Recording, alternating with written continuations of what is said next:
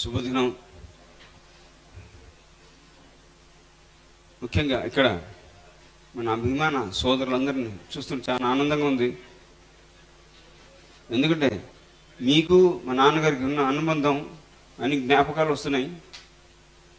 ఎందుకంటే మీరిద్దరిలో ఉన్న చనువు కానీ, ప్రేమ కానీ, వాత్సల్యం కానీ విలువ కట్టలేనిది.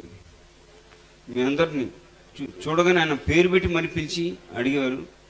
బాగుతూ మీ అబ్బాయిని అందరినీ పేరు పెట్టి పిలిచి మరి అడిగేవారు. ముందు ఇల్లు చక్కపట్టుకోండి సూచన ఇచ్చేవారు. మరి ఈ అభిమాన సమావేశంలో జరుగుతున్న మన వేదిక మీద ఉన్న పెద్దలందరికీ, పెనమలూరు ఎమ్మెల్యే శాసనసభ్యులు గోడే ప్రసాద్ గారికి, చిన్నపాటి గాంధీ గారికి, NTR literature committee chairman టిడి Janardhan గారికి, అలాగే వారి కమిటీ సభ్యులు అందరికీ పేరు పేరున చాలా మంది ఉన్నారు. వేదిక మీద ఉన్న పెద్దలందరికీ అభివందనం, శుభాభివందనం.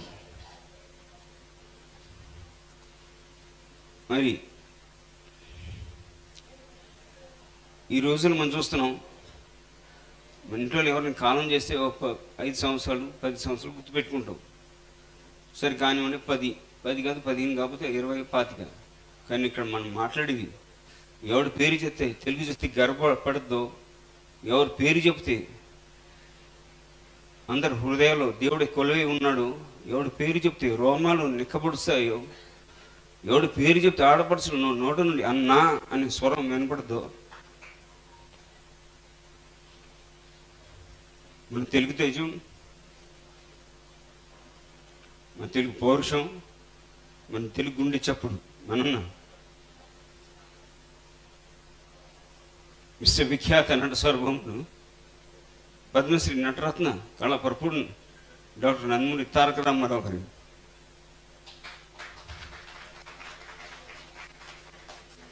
పాతాళ భైరవి వజ్రోత్సవ వేడుకను, దాంతోపాటు గద్ది సోమేశ్వరరావు గారు రచించిన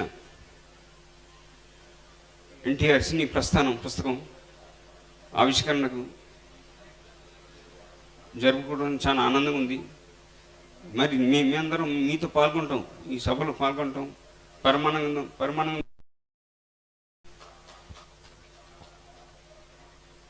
మరి పాతాళ భైరవి ఆ సినిమా గురించి ఏమని చెప్పాలి, అందరు చెప్పేది వెలువ కట్టలేని సినిమా పాతాళ భైరవి. ఆ రోజుల్లో 1981లో ఇది 6వ చిత్రం ఎన్టీ రామారావు గారికి. 51 1949లో వారు సినీ రంగం అరంగేట్రం చేశారు మన దేశం చిత్రం ద్వారా. అంటే 2 సంవత్సరాల్లోనే ఆయన 6 సినిమాలు చేశారు. ఆయన ఇది 6వ చిత్రం. ఆయన అక్కడి నుంచి ఒక కమర్షియల్ హీరోగా ఎదిగాడు. ఆయన సాహసం చేర డెంపక అని మాట, ఒక ఊతపదం ఉంది. ఇంకా ఆ సాహసం చేసైనా తిరిగి వెనక్కి చూడలేదు. ఆయన ముందుకు వెళ్ళిపోయాడు. ఆయన జీవితంలో పెద్ద నటుడుగా కష్టపడి ముందుకు వెళ్ళాడు. ఆయన వారితో పాటు నిర్మాతలు కూడా తీసుకెళ్ళాడు. ఆయన ఎన్నో సినిమాలు, ఎన్నో పాత్రలు ప్రయోగం చేశాడు. 1, 2 సాంఘికం, జానపదం, పౌరాణికం, మరెన్నెన్నో ఎవరు చేయలేని పాత్రలు నిజ జీవిత పాత్రలు పోషించింది. ప్రపంచంలో ఎవరు పోషించలేని పాత్రలు నిజ జీవిత పాత్ర పోషించే ఏకైక వ్యక్తి ఎన్టీఆర్. 50కి పైగా నిజ జీవిత పాత్ర పోషించాడు ఆయన. కారణజన్ముడు. మరి ఆయన ఈనాటి నటీనటులకు వారు ప్రతి పాత్రకు ఒక డిక్షనరీ గాను, ఒక ఎన్సైక్లోపీడియా గాను చిరస్థాయి ఉండిపోతాడు. ఆయన ఉన్నారు కూడా. ఆయన ఇలా వారి గురించి చెప్పుకుంటూ పోతే శ్రీరాముడు శ్రీకృష్ణుడు ఎలా ఉంటాడో ఎవరు తెలియదు, కానీ శ్రీకృష్ణుని రూపరేఖలు కల్పించిన ఆయన రూపమే చిరస్మరణీయం. ఆయన చేసిన సినిమాలన్నీ సందేశాత్మక చిత్రాలు. ఒక సొసైటీలో కానీ, సమాజంలో కానీ మెసేజ్ ఓరియంటెడ్ సినిమాలు చేశాడు ఆయన. ఆయన సొంత సినిమాలు ఇటు చెప్పారు మొన్న ఇందాక, వరకట్నం, ఉమ్మడి కుటుంబం, తెల్ల పెళ్ళామా అంటే తల్లి కావాలా పెళ్ళం కావాలా, టైటిల్లోనే ఉంది కథ, తెల్ల పెళ్ళామా, వరకట్నం, ఇలా ఎన్నో సందేశాత్మక చిత్రాలు తీశాడు ఆయన. కోడదిద్ది కాపురం, కోడలు వచ్చి దిద్దింది కాపురం, టైటిల్లోనే సబ్జెక్ట్ ఉంది, కోడలు దిద్దింది కాపురం, ఉమ్మడి కుటుంబం, ఎన్నో ప్రయోగాలు చేశాడు ఆయన.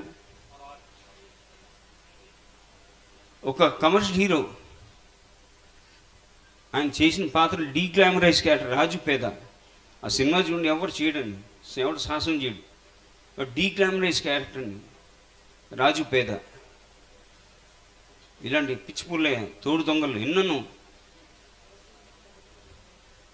ఆయన ఒక నిర్మాత, ఇందాకనండి వారు ఒక నిర్మాత నటుడు. ఆయన ఒక నిర్మాత నష్టం వస్తుందని తను పాలు పంచుకుంటాడు ఆయన. అలాగే ఆయన రెమ్యునరేషన్ కూడా ఆ రోజులో ఒక 10,000 తీసుకున్నాడు ఒక సినిమాకి, సాంఘిక సినిమాకి. 2 నిర్మాత రెడీగా ఉండేవారు.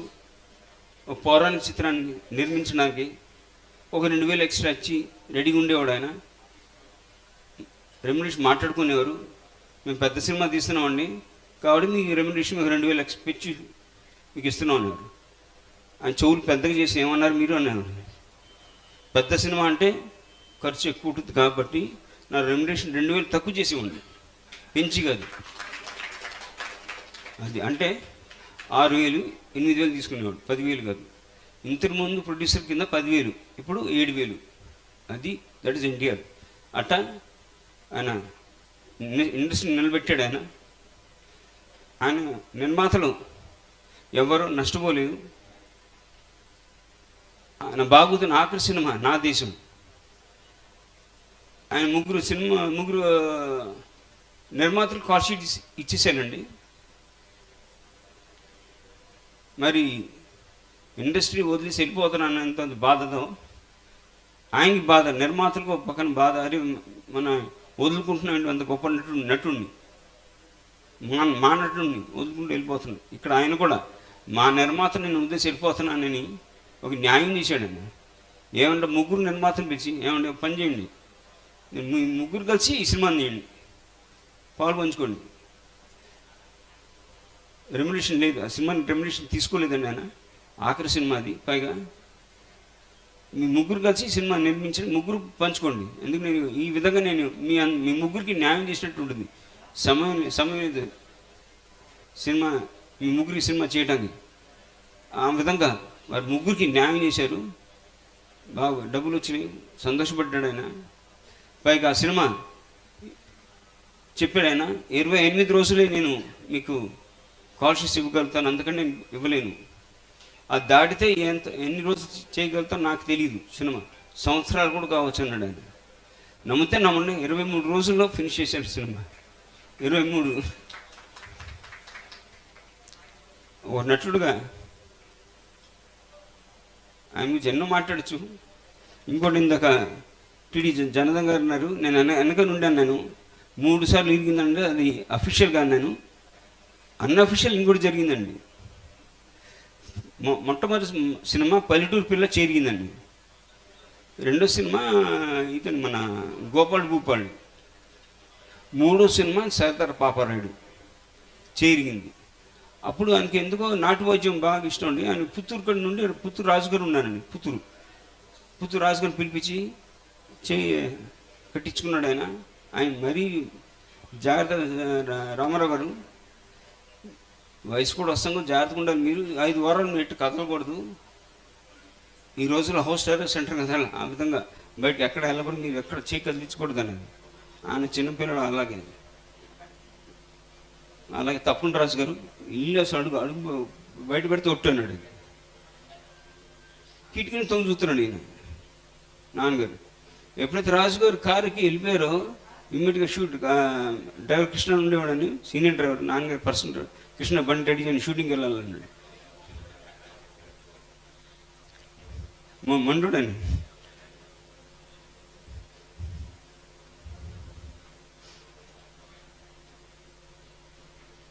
అది అవ్వని వారి నాటి షూటింగ్కి వెళ్ళాడు ఆయన.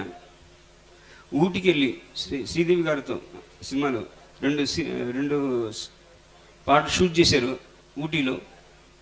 తిరిగి వచ్చారు, మళ్ళీ కవర్ పెట్టించారు రాజుగారు మాకు చెయ్యి ఏదో లాగుతుందండి, మాది నరలు లాగుతున్నట్టు ఉన్నాయన్నాడు.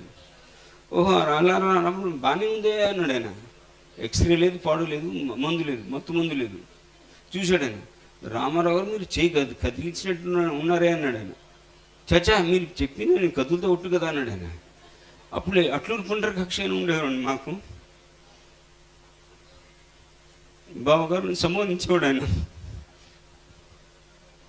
ఆయన అన్నాడు, అండి మా బావగారు మీకు తెలిసి ఎంత మొండోడు, మీరు అటు బయటకు వెళ్ళి సినిమాకి వెళ్ళిపోయాడు, మేము ఎంత చెప్తే వినలేదు, మీకు తెలుసుగా అన్నాడు. మరి రామారావు మీరు చేస్తే అట్లా, మరి మీ ఆరోగ్యం మీరేగా మీ జాగ్రత్త చూసుకోవాలి కదా అన్నాడు. మళ్ళీ తలుపు అలాగేనండి, తప్పకుండా సార్ తప్పకుండా మనసు పెట్టుకుంటాను. మళ్ళీ చెయ్యి అంటే అలైన్మెంట్ మారిందండి. తెలుగు కరెక్ట్గా చెప్పలేకపోతున్నాను. చెయ్యి బెండ్ అయిపోయిందండి, ఎముకలు అలైన్మెంట్ మారింది. మరి ఏం చేయాలన్నాడు. మళ్ళీ చెయ్యి ఎరగొట్టాలన్నాడు. ఉన్న బాగుపడుతున్న చెయ్యి ఎరగొట్టాలన్నాడు. కానివ్వండి అన్నాడు. నమ్మితే మనం పల్లెటూరులో పడకుర్చి ఉంటుందండి, ఆ పడకుర్చి మీద చేయి పెట్టాడు ఆయన. అట్లా కానివ్వండి కళ్ళు మూసుకున్నాడు. వేసి ఒక చెక్క వాళ్ళ తమాషగా ఉంటాడు, చెక్క సుత్తిలాగా ఉండేది వేసి కొట్టాడు, చెరిగిందండి. అన్నాడు అంతేనండి. మళ్ళీ కట్టుకొట్టారు, వెళ్ళిపోయాడు. మళ్ళీ ఈసారి మేము చేతి మేము చేయలేమండి, ఈసారి చెంది రెండుసారి పుండు న్యాయం పడుతున్న సమయంలో మళ్ళీ మేము ఎరగొట్టి మళ్ళీ సరి చేసాం. ఈసారి ఏం చేస్తే మేము చేయాలి, కదలకూడదు మేము అన్నాడు. మీ మొండితనాన్ని పక్కన పెట్టాను. అలాగే ఆయన తలుగుపోయాడు. మామూలే కదా. వాడు మళ్ళీ చూశాడు ఆయన. వెళ్ళిపోయినా కృష్ణ బండికి షూటింగ్కి వెళ్తానండి.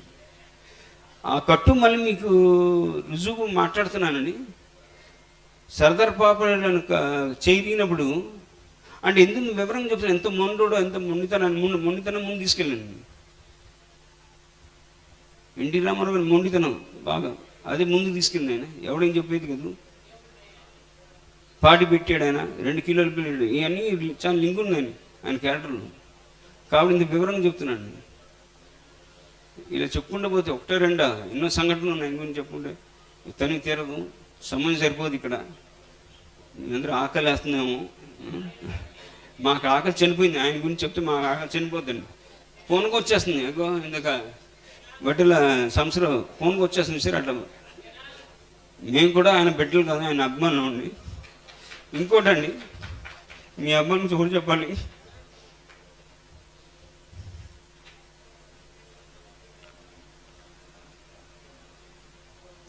అభిమానం కన్నా మించిన ధనం లేదు,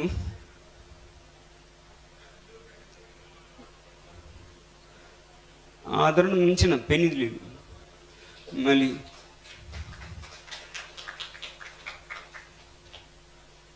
మీ అందరి ఆదిరి అభిమానులే మాకు శ్రీరామ రక్ష. ఇది ఎందుకు అంటుంది, 1996లో కొద్ది ఎమోషన్ వస్తుంది. యాక్సిడెంట్ అయిందా, టీవీ జనం చెప్పినట్టు నాకు బెంగళూరు నుంచి వస్తుండగా యాక్సిడెంట్ అయిందండి. ఆ సమయంలో ఎక్కడ లేని అభిమానులు అందరూ ఎక్కడి నుంచి వచ్చారు తెలియదు. మణిపాల్ హాస్పిటల్ బెంగళూరు కింద వినాయక స్వామి, గణేశ్వర స్వామి ఆలయం ఉంది. పూజ పునస్కారం చేశారు అక్కడ. ప్రతిరోజు పూజ చేసి ప్రసాదం పైకి పంపించేవారు.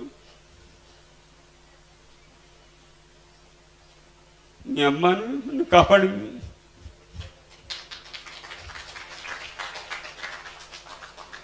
మీ అభిమానులే. నాన్నగారు ఎన్టీ రామారావు గారు అందరూ ఉదాహరణ చెప్తున్నాను. ఎంజీఆర్ గారు, తమిళనాడు ఎంజీఆర్ హీరో గారు, అప్పుడు వారు పార్టీ పెట్టినప్పుడు సారీ ఆర్టిస్ట్ ఉన్నప్పుడే వాళ్ళు పార్టీ పెట్టి ప్యారల్గా రెండు నడిపిస్తూ ఉన్నారు అన్నట్లు ఉన్నప్పుడు. కానీ ఎన్టీఆర్ అట్లా కాదు, వాళ్ళు నన్ను వదిలేసుకొని త్యాగం చేసి జీవితాన్ని త్యాగం చేసి పార్టీ పెట్టి ముందుకు వచ్చాడు ఆయన. అప్పుడు మరి కొత్త పార్టీ కదా, మరి కార్యకర్తలు ఎవరు? మీ అందరూ అభిమానులే కదా కార్యకర్తలు. అది సో ఇది కార్యకర్తల అభిమానుల పార్టీ. ఇది మీరు లేనిదే పార్టీ లేదు. తెలుగుదేశం పార్టీ అభిమానులు కార్యకర్తల పార్టీ. తెలుగు జాతి, తెలుగు గడ్డ, తెలుగు నేల ఉన్నంత కాలం వారి రామనామం చిరస్మరణీయం. మేము 12 మంది వారి బిడ్డలకు పుట్టడం చాలా అదృష్టంగా భావిస్తూ ఈ జన్మ చేసిన పుణ్యము వారి బిడ్డలకు పుట్టడం చాలా అదృష్టంగా భావిస్తూ మరొకసారి మీ అందరికీ కృతజ్ఞత తెలియజేసుకుంటూ సెలవు తీసుకుంటున్నాను. చెప్పండి అమ్మా. నన్ను ఒకటేనమ్మా, క్రమశిక్షణ, నీతి నిజాతి, మొండితనం, దట్ ఈస్ ఎన్టీఆర్. అది నడిపించింది ఆయన. అంతకంటే ఇంకేం చెప్పలేను. ఆయన ఒక ముఖ్యమంత్రి ఉన్నప్పుడు మీకు గుర్తుందో లేదో, ఆయన ఎంతమంది తీసుకుంది? రూపాయి. అది ఎన్టీఆర్. అంతకంటే ఏం చెప్పలేము. ఒక 2 విషయాలు చెప్తా, చాలా ముఖ్యమైనవి. రాజకీయాల్లోకి వచ్చిన తర్వాత ఆయన చైతన్య యాత్రలు చేస్తుండే జనంలో. ఈ లోపల రామకృష్ణ బాబు గారికి, బాలకృష్ణ గారికి పెళ్లి కుదిరింది. పెళ్లి కుదిరితే పెళ్లి తిరుమలలో పెట్టారు. ఫోన్ చేసి పిల్లలకి ఏం చెప్పాడో తెలుసా? మనం ప్రజలకు అంకితం అయిపోయాం, మేము పెళ్లికి రాలేకపోతున్నాం, మీరు పెళ్లి చేసుకోండి, మేము ఫోన్లో దీవిస్తామని చెప్పాడు. డిసెంబర్ 1982 పార్టీ అనౌన్స్ చేశారు నాన్నగారు. ఎలక్షన్ క్యాంపెయిన్ తిరుగుతూ ఉన్నారు ఆయన. డిసెంబర్ 8 మా అన్నయ్య బాలకృష్ణ గారిది, డిసెంబర్ 9 నాది. తిరుమల కొండపైనండి స్వామివారి ఆధ్వర్యంలో పెళ్ళి జరిగింది. నాన్నగారు రాలిపోయారు. మాకు వార్త వచ్చేసింది, నాన్నగారు మీకు ఆ రోజుల్లో కలెక్టర్ ఆఫీస్ నుంచి కలెక్టర్ ఆఫీస్కి ఒక హాట్ లైన్ ఉండేదండి. అప్పుడు ఎస్టీడీ లేవు, ఈ సెల్ ఫోన్ లేవు. సార్ మాకు వార్త వచ్చింది, నాన్నగారు మీకు ఎక్కడి నుంచి ఫోన్ వస్తే చేస్తాను, కింద తిరుపతి కలెక్టర్ ఆఫీస్కి ఉండమన్నాను, పలానా టైం చేస్తారన్నారండి. అలాగే కిందకు వచ్చేవాడు, ఎదురు చూస్తూ ఉన్నాను ఫోన్కి. 5 గంటల తర్వాత ఫోన్ వచ్చిందండి. 5 గంటల తర్వాత అంటే క్యాంపెయిన్ అట్లా ఉండేది. మొట్టమొదటిసారి ఆయన పార్టీ పెట్టినప్పుడు ఆడపడుచులు ఫస్ట్ టైం రావడానికి బయటకు వచ్చి ఓట్లు వేయడం. ఇలా 5 గంటల తర్వాత ఫోన్ వచ్చింది. ఒకటే మాట అన్నారు ఆయన,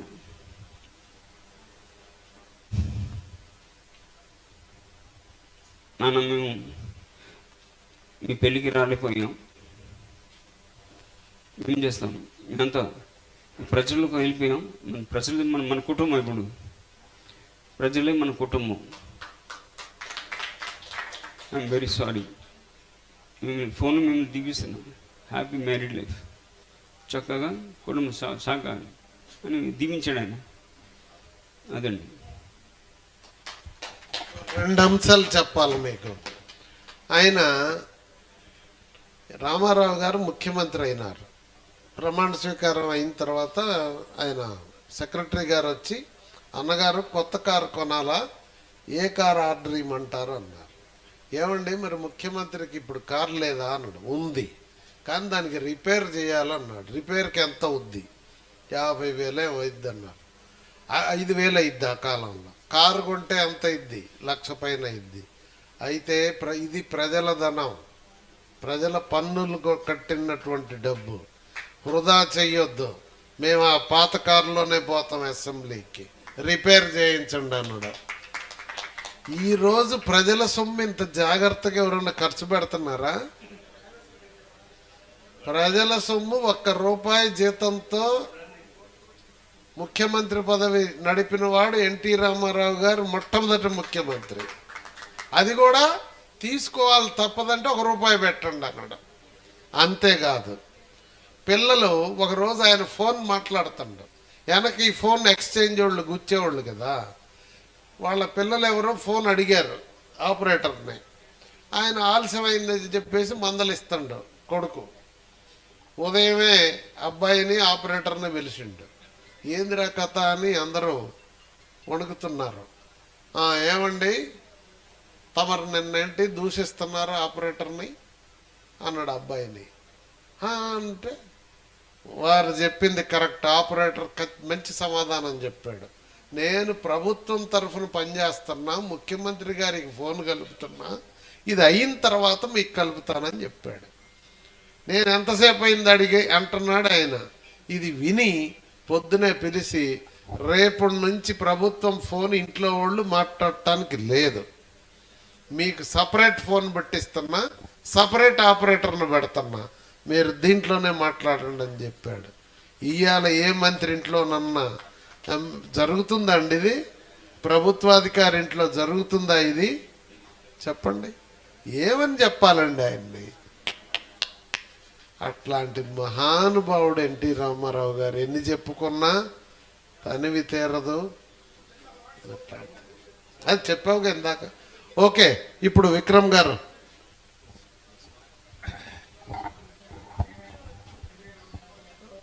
చాలామంది మాట్లాడటానికి ఉత్సాహం ఉన్నప్పటికీ కాలాతీతం అవుతున్నది. ఎందుకంటే ఎన్టీఆర్ అభిమానులు ఎవరికి వారే మా అంతటి అభిమాని మరొకరు లేరు అనుకుంటారు. అది వాస్తవం కూడా. కాబట్టి ఎవరు ఎక్కువ ఎవరు తక్కువ అనేటువంటిది లేదు. అందుకనే ఆయన ఇందాకే రామకృష్ణ బాబు గారు చెప్పారు, ఆయన మనకు దూరమై దశాబ్దాలు అవుతున్నా కూడా ప్రతి ఒక్కరు హృదయంలో ఎందుకున్నారంటే ప్రతి అభిమాని ఆయన దేవుడిగా గుండెలో నింపుకున్నారు. కనుకనే ఇటువంటి కార్యక్రమాలు కూడా ఈరోజు మహిళలు కూడా పెద్ద సంఖ్యలో రావటం నాకు చాలా చాలా బాగుంది. ఇటువంటి కార్యక్రమాన్ని ముఖ్యంగా ఈ వేదిక బహుశా ఎమ్మెల్యే గారు మంచి పని చేశారు, తన కార్యాలయంలో ఏర్పాటు చేసి, అదే ఏదో హోటల్లో చేస్తే కొంత కృతకంగా ఉండేది. ఇది చాలా సహజంగా చాలా బాగుంది, ఒక ఇంటి వేడుకలాగా అనిపిస్తుంది. ఈ కార్యక్రమాన్ని మరి ఇంతటితో ముగిస్తూ ఎవరన్నా చివరిగా మాట్లాడదలుచుకుంటే ఒక 2 నిమిషాలు మాట్లాడండి. ఓకే,